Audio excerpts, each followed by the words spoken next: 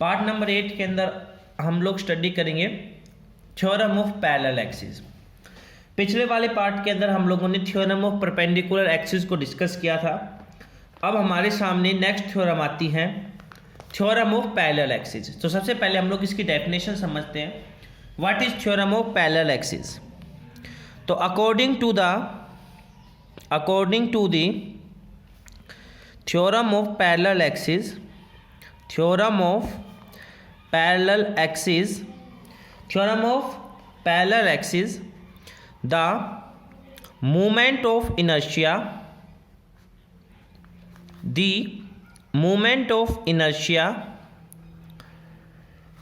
of a body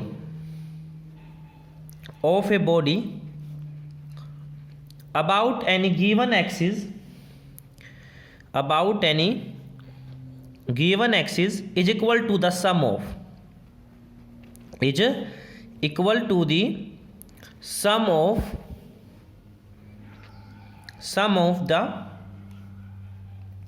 moment of inertia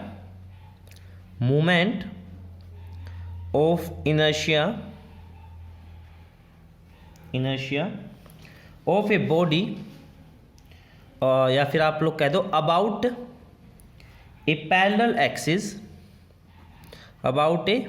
axis. देखो ये sign है पैरेलल के लिए मैं यूज कर रहा हूं, ठीक है। पैरेलल एक्सिस, ये वाला sign parallel, about a parallel axis through it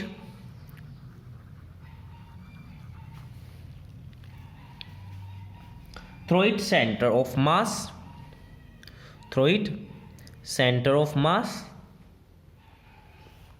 and the product of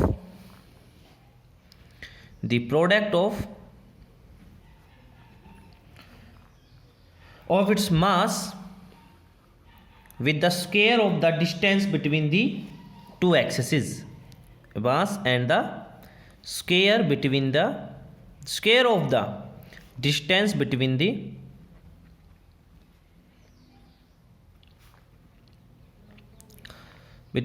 two parallel axes।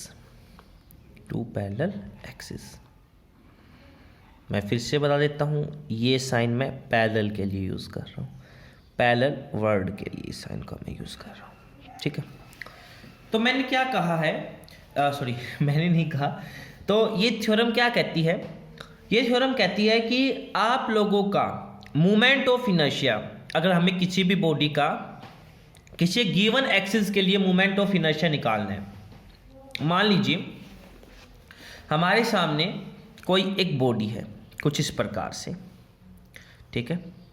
ये हमारे सामने कोई भी एक बॉडी होगी।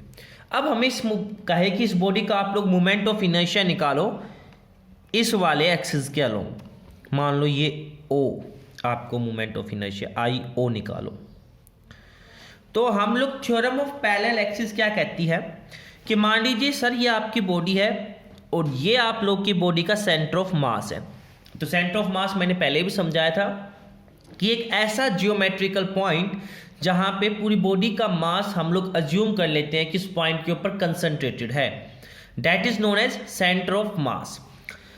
तो ये हमारा सेंटर ऑफ मास हो गया। तो कहता है कि according to the theorem of parallel axis the moment of inertia of a body about given axis, तो हमारे सामने गिवन एक्सिस हो गया ओ, तो I O is equal to the sum, दो चीजों का सम है। किन दो चीजों का सम है? The moment of inertia about a parallel axis through its centre of मास, किसके सेंटर ऑफ मास में से होता हुआ और इस गिवन एक्सिस के पैरेलल आपके सामने कोई और एक और एक्सिस होगा, let this axis is a and the distance between these axes and these two parallel axes let d। Clear? तो क्या कहता है कि जो इसके अलोंग जो मोमेंट ऑफ इनर्शिया होगा वो सम होगा किसका? Moment of inertia about a parallel axis through its centre of मास, मतलब कि आई ए प्लस मास गुना में डिस्टेंस का स्क्वायर, इन दोनों के बीच की जो दूरी है उसका square. And this is theorem of parallel axis. आगे बात समझ में। What is theorem of parallel axis?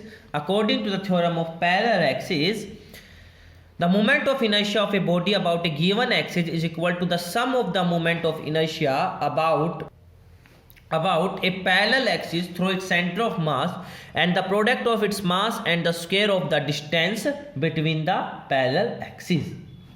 ठीक है, ये हम लोगों ने इसको थोड़ा सा मैथमेटिकल वे में समझा दिया ये कैसे आया।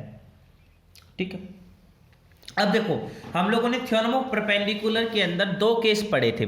एक तो हम लोगों ने पढ़ा था थ्योरम ऑफ परपेंडिकुलर एक्सिस के अंदर दो केस पढ़े थे। एक तो प्लेन लैमिना के लिए पढ़ा था और एक 3 डायमेंशनल बॉडी के लिए पढ़ा था। एक हल्का से इसको यहाँ पे देखेंगे। प्लेन लैमिना के लिए तो क्या था कि किसी भी एक्सिस के अलोंग जो हमारा मोमेंट ऑफ इनर्शिया था रेस्ट टू एक्सिस के अलोंग के मोमेंट ऑफ इनर्शिया के सम के बराबर था।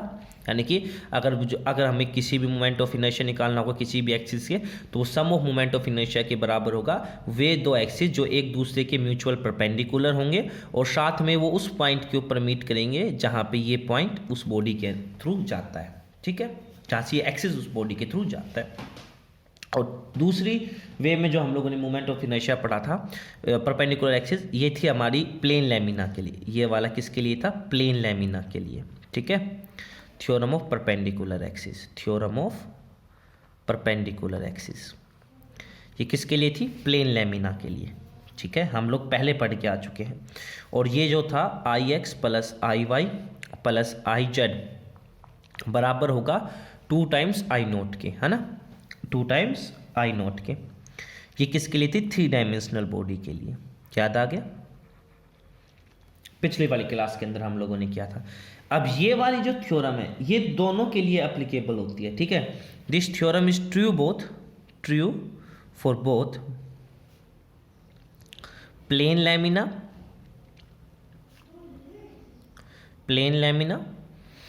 And 3 dimensional body. दोनों के लिए थ्योरम ट्रू होती है। क्लियर?